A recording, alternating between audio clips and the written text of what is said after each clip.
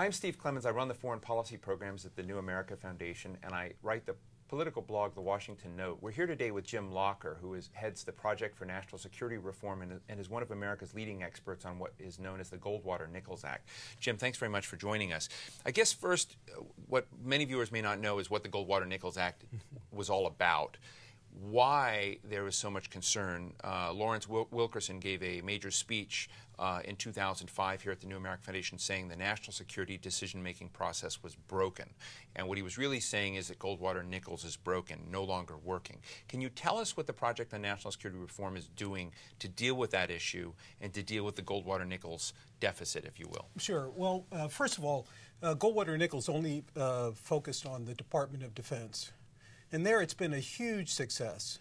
But we need Goldwater-Nichols at one level higher for the whole interagency system. And I agree with Larry Wilkerson, there things are really broken. And what's missing in that decision-making system today in the White House? Well, we have very strong departments and agencies, but we don't have the ability to integrate that at the National Security Council level. Today's world requires a tremendous amount of integrated effort. The ability to integrate the expertise and capabilities of all of our departments and agencies. And today we do not have that capacity. Now, both National Security Advisor Jim Jones, the Director of National Intelligence, Admiral Dennis Blair, were both leading members of your coalition on Project National Security Reform. Are they taking your ideas and deploying them, or are they in a situation where it's still running a bit more slowly than you had expected? Well, both General Jones and Admiral Blair know what need to be done in the system, and they're trying to make some changes. But the system is so dysfunctional that it is incredibly hard to work day to day. They're putting all of their energy into trying to solve the problems of today and tomorrow. There's not enough capacity right now to think about how do we transform the system for the 21st century. You know, Steve Hadley once gave us an off-the-record session, but I heard about it. I wasn't bound by those rules. But Steve Hadley, President Bush's national security advisor, said that he only wished that he could be a decision-maker during the times that Brent Scowcroft was there. He says the world was more neatly divided. There were problems, but they didn't have the complex dimensions that challenges today do. And if you get stuck in a groove where you're just reacting to crisis, then you're going to be defined by those crises and not necessarily by the strategy that you're trying to deploy. How do you think this huge, voluminous report you've produced can help fix that problem of not getting drawn into an ad hocery of response on national security? Well, Steve Hadley is correct. Today's world is much more complex, and it's moving a lot faster. And that's what's made our inadequacies so much more glaring. Because we have a very small National Security Council staff, now known as a National Security Staff because the Homeland Security Council staff was merged with it, and it's only an advisory body. It's a headquarters without headquarters powers. 150 people there to run a 4 million person national security enterprise. It needs to be expanded, and it needs to have the capacity to get beyond the issues of today and tomorrow, to do some longer-term work. Jim Jones has started a strategy directorate there. It may be surprising to some people that we haven't had a strategy directorate at the top of our government. But it needs to do a better job of linking our resources to our strategic objectives and to defining those strategic objectives. You know, recently General Anthony Zinni was here, and I had a nice interview with him like I'm having with you, and I asked him about national security strategy, and he paid tribute to you and your work. And he said that one of the things that the Goldwater-Nichols Act requires the White House to do is within 150 days of administration to release a national security strategy. Apparently the Obama administration and many other administrations don't do that. What's your view on that? What's your view on the Obama administration getting its act together and issuing a national security strategy? Should this be a priority?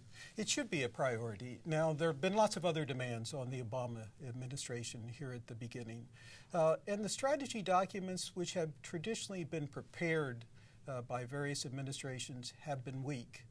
They've not really been strategy documents. They've been a statement of goals but they're not really driving what's going on in the departments and agencies. In the Bush administration, though, he said that it was actually in that document where the doctrine of prevention, essentially, and preemption, those words appeared, and those became the defining adjectives used to define what President Bush's strategy were. Well, every once in a while we do some excellent strategic thought in those documents, but they're not all that is required. There's very little strategic guidance to the departments and agencies that comes out of the Executive Office of the President.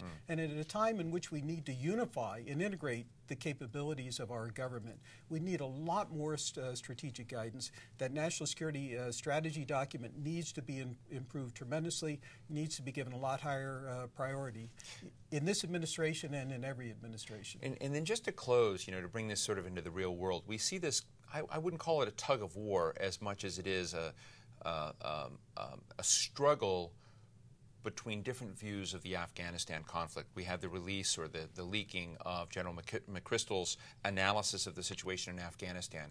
We've heard from people like Michelle Flournoy at the Department of Defense and Hillary Clinton at State, both saying that's just one view among many. And to those of us on the outside, this looks like a bit of a Keystone Cops operation where there may be multiple views, but we have no sense. It looks like they're not processing these multiple views very, very clearly. Can you tell us how your work might help improve or change that situation that looks, to me pretty haphazard from the outside? Well, I think the Obama administration is thinking of a much broader set of players in national security debates.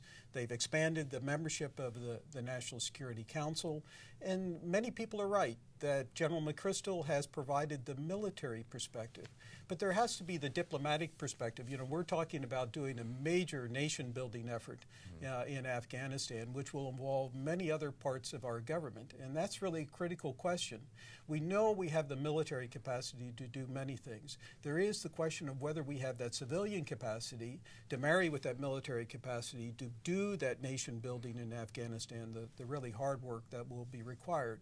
But we need all of these voices, whether they're economic or the law enforcement dimension, coming on board to have their perspective represented at the decision-making table. So we've heard from the military side. I think the Obama administration is now hearing from those other perspectives and then can formulate an integrated approach to Afghanistan. Well, Jim, since I first heard you talk about the need for Goldwater Nichols to be applied across a much greater portion of the executive branch and the decision-making structure, I've been a fan. So, and I've looked at the number of people. I never thought you would succeed in getting anything out with the number of people you involve, but it's really formidable and interesting. Thanks very much for joining us. Thanks for having me, Steve.